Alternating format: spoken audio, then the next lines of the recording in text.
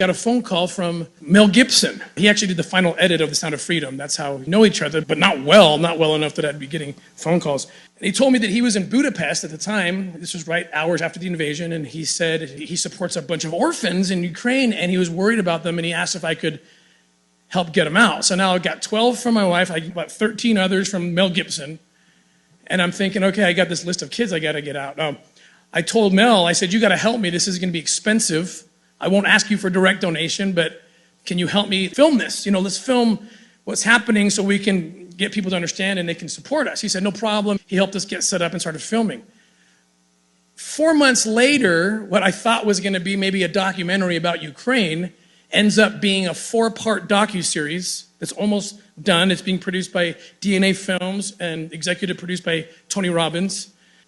That's how crazy it got and how prophetic my wife was. When I showed up in Ukraine with a list of, I think, 20 names, the Ukrainians countered me and gave me over 10,000 names of orphans that they didn't know where they were because of the chaos caused by war.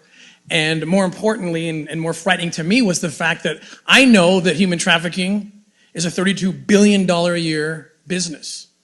It's the fastest growing criminal enterprise in the world, and I also know how kids get forced into that market. And it's through vulnerable situations like in the aftermath of a hurricane, mostly in a developed country, or an earthquake, or in this case, a war. And so the traffickers call it harvest time. And that was the intel we were getting. And so we weren't just there to extract those kids, but look for leads.